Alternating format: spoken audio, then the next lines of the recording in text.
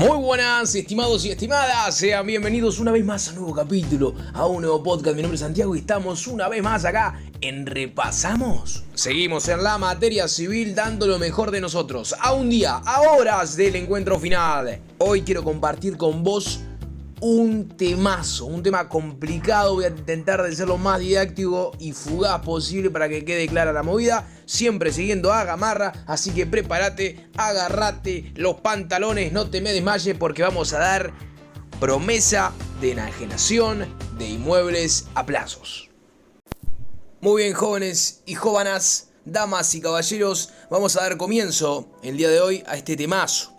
Este temazo va a ahondar por encima o en sus alrededores de la ley 8733 del 17 de junio de 1931. Te invito a imprimirla, a tenerla a mano porque vamos a trabajar full con ella. Voy a darles unas breves nociones de cómo se origina esto, porque sí, es parte de la evolución histórica del derecho uruguayo y es muy pero muy interesante, podría decirse, y claro está, te sirve para redactar esa posible respuesta. Se podría decir que nos referíamos a un contrato atípico, y bueno, posteriormente se tipifica y le pone este nombre que conocemos, promesa de enajenación de inmuebles a plazos. Pero ¿qué pasó antes? Como todo contrato atípico,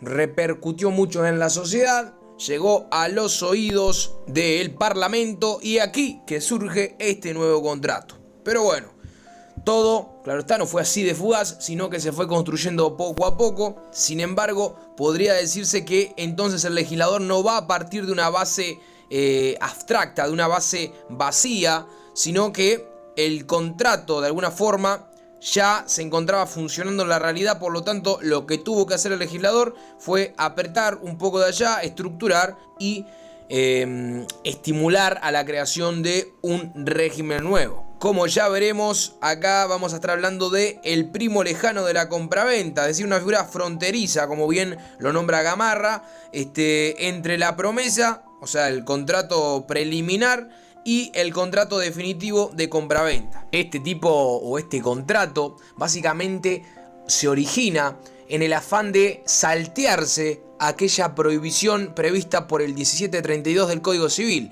aquella prohibición denominada, prohibición al denominado pacto de reserva de dominio. Así que bien, comencemos a dar la idea básica del tema o del contrato. Básicamente entonces, el comprador normalmente carece de dinero para pagar la totalidad del precio al momento del contrato. Es decir, vamos a hablar de un inmueble, no voy a tener todo el dinero junto en la mano para pagar dicho inmueble de una. Por lo tanto, siguiendo el razonamiento lógico, solo es posible celebrar el negocio si el vendedor me concede un plazo para pagar, es decir, una venta a crédito. Entonces, podría decirse que si bien el comprador obtiene la propiedad, al menos para aquel entonces, imagínenselo, yo voy, compro el inmueble, el terreno, supongamos, yo obtenía la propiedad, pero entonces entraban las posibilidades de que yo dilate o posponga el cumplimiento de la obligación. Es decir, a mí ya me transferían la propiedad, ahora mi obligación es pagarla, es lo que se supone. Pero ¿qué pasaría si yo dilatara, si yo postergara el cumplimiento de la obligación? Bueno, es aquí que el vendedor quedaba agarrándose la cabeza. ¿Por qué? Porque básicamente se me transfería la propiedad y iba a quedar librado a la fe que yo tuviera. O sea, iba a correr el riesgo de que yo no pagara, de que no se cobrara el precio, porque al final ya se me había transferido la propiedad. Y es aquí que los invito a que hagan la línea de tiempo. El primer problema es este. El primer conflicto que tenemos es este. ¿Y cómo lo solucionamos? Bueno, básicamente para tutelar. ¿O cómo se solucionó? Bueno, básicamente para tutelar al vendedor, podría estipularse que, no obstante a la entrega de la cosa, la propiedad no se transfiriera, es decir, no se me transfiriera a mí como comprador hasta luego del pago de la última cuota. Es decir, entonces, no se me va a transferir a mí la propiedad hasta que yo haga el pago de la última cuota, satisfaciendo con el precio íntegro a mi vendedor. Pero acá, como se pueden dar cuenta, al menos aquellos conocedores del código, tenemos esta prohibición, la prohibición del pacto de reserva de dominio que se encuentra en el 1732. Es decir, esta idea va a chocar con la prohibición del pacto. Bien, si no mal recuerdan, cuando lo vimos, dijimos que estaba prohibido básicamente que el propietario, ya habiéndose pactado el temita de las cuotas o directamente el pago íntegro, básicamente si no se paga va a haber incumplimiento, tengamos la idea de las cuotas, habiéndose pactado las cuotas, el propietario no puede retener la propiedad, ¿bien? O sea, pues ya se estipuló un número de cuotas, por lo tanto me lo tendría que transferir igual, 769, Código Civil, y 1732, Código Civil, ¿bien? O sea, esta idea que se genera en el marco histórico va a chocar contra esta prohibición. Paréntesis acá, 769 o 796, no tengo el código cerca, tristemente, pero bueno, te invito a que lo cheques. Sin embargo, entonces, pactada la promesa, en lugar de la compra-venta, acá tenemos la solución para que se equilibre esa balanza. Pactada la promesa, no la compra-venta, bien, atención que eso es muy importante. La propiedad no pasa a el comprador, porque hasta tanto no se otorgue el contrato definitivo, no existe título hábil para transferir el dominio. O sea, la cosa podría entregarse entonces, puesto que el vendedor no corre peligro de perder la propiedad. Entonces, ¿qué pasaba en aquel entonces? Valga la redundancia. Se encontraba esta solución para el vendedor, ¿bien? O sea, el lado más fuerte ahora se encontraba aún más fuerte. ¿Por qué? Porque iba a retener la propiedad hasta que se le realizara el pago total. Para el comprador, en cambio, el contrato iba a presentar inconvenientes. ¿Bien? ¿Cuáles son los inconvenientes? Lo vamos a ir comentando ahora. Pero muy importante que les quede en la cabeza, muy importante. Se está pactando la promesa, no se está pactando la compra-venta. ¿Bien? Porque si se pacta la compra-venta, tenemos el pacto de reserva de dominio que nos lo va a prohibir. Bien, esas palabras son claves acá. Esto es lo que importa, es lo que juega. Podríamos decir acá, como dice Gamarra, nos hallamos ante un contrato innominado o subtipo de la compraventa, que se origina prácticamente con el propósito de esquivar la prohibición legal de la reserva de dominio del 1732. Ya dijimos entonces, hasta el momento el que estaba protegido era el vendedor. Bien, o sea que el que corría peligro era el promitente comprador. Recuerden el término promitente antes de vendedor y comprador, que le da un toque más fachero. Bien, ahora, pero de tú a mí, de mí a tú, te estoy hablando de comprador y de vendedor. Bien, para que te quede más claro. Ahora, el que corría peligro era el comprador, como les dije. ¿Por qué? Porque básicamente nos encontramos ante un contrato que no se ejecutaba instantáneamente, sino que este contrato duraba o perduraba en el tiempo. Bien, ¿por qué? Porque se estipulaban las cuotas y iban pagando las cuotas, bien. Por lo tanto, no se va a hacer de la noche a la mañana, sino que transitaba un año o varios años en el pago del inmueble. Y acá es donde encontramos la debilidad, el punto débil del comprador. ¿Qué pasa? Entendiendo, es algo lógico, entendiendo que la propiedad va a quedar en manos del vendedor.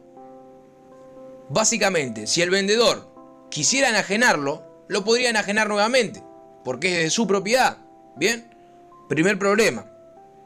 Segundo problema, si el acreedor, o sea, si el vendedor, mejor dicho, tuviera un acreedor, el acreedor le iba a comer parte de su patrimonio. Sabemos que todo el patrimonio es la garantía del acreedor.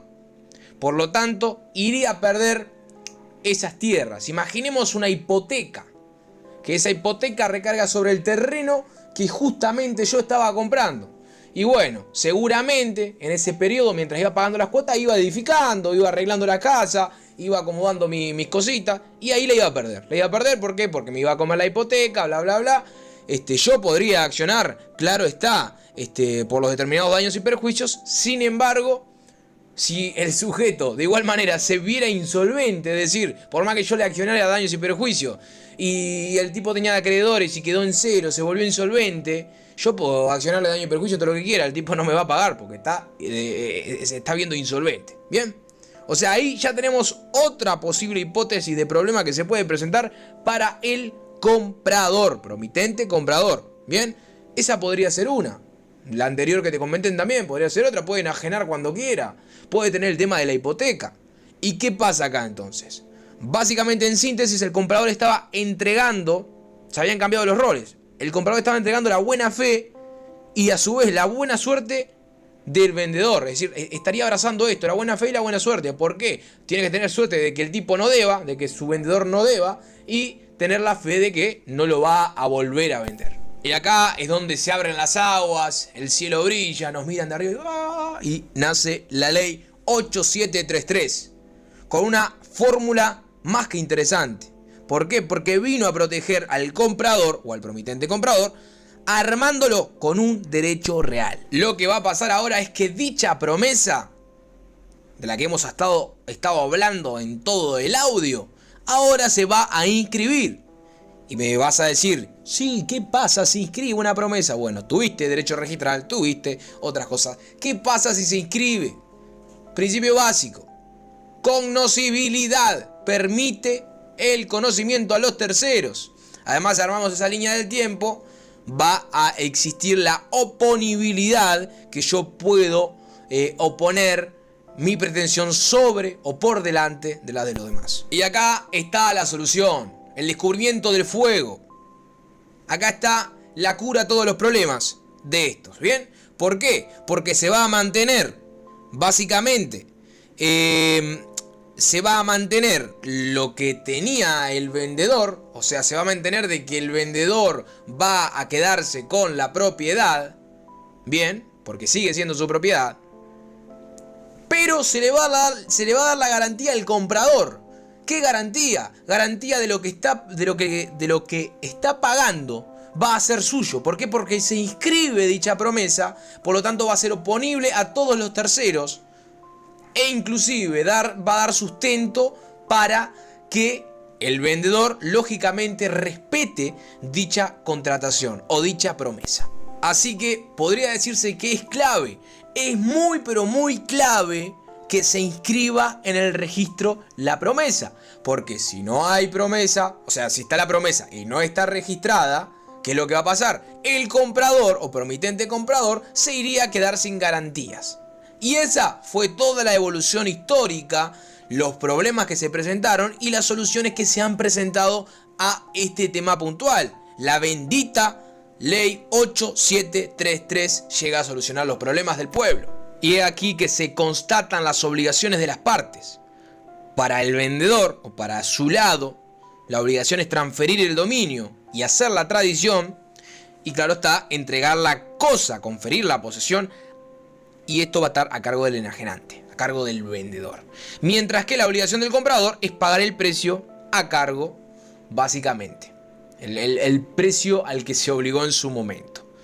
Bien, la promesa de la enajenación entra en la categoría de contrato de cambio, como pudiera ser la compra-venta, la permuta, la donación, etc. Después lo vamos a ir desglosando poquito a poco. Es un contrato de cambio, puesto que tiene por finalidad la transferencia definitiva de un bien, de un patrimonio al otro. Como el precio puede pagarse en dinero o en otra cosa, especie, su esquema va a coincidir con la compra-venta o inclusive puede coincidir con la permuta. Y la onerosidad en sí, en cambio, va a separarlo claramente de la donación. Ahí tenemos las semejanzas y las diferencias con las figuras afines, que esto es muy pero muy relevante. Entonces podría decirse que perfeccionado el contrato, el adquiriente, es decir, el comprador, no puede reclamar de inmediato la transferencia de la propiedad ni la entrega de la cosa. Tiene derecho a esto solo cuando haya pagado el total del precio de las cuotas y algunas excepciones presentes en el artículo 15 de la ley 8733 o básicamente que se configuren los presupuestos del artículo 16 de la misma. Un detalle muy importante antes de cerrar todo este planteo o este pantallazo sobre el tema. Recuerden que no hay contrato en nuestro derecho, no hay contrato de enajenación. Es decir, los contratos no son modo de transferir el dominio. Bien, el contrato es el título, sin embargo, va a requerir de un modo para que éste se transfiera. Esto lo dice el 705 del Código Civil. El contrato solo produce un efecto personal, un efecto obligacional, básicamente entre las partes. Por lo tanto, no es lo mismo, no va a transferir, no va a producir un efecto real. El término promesa vamos a entenderlo como equivalente a el término obligación. O sea, obligarme a dar, a decir, a hacer una cosa. Esto sería, o derivaría, siguiendo el análisis, el promitente se obliga a transferir la propiedad. El promitente vendedor se obliga a transferir la propiedad.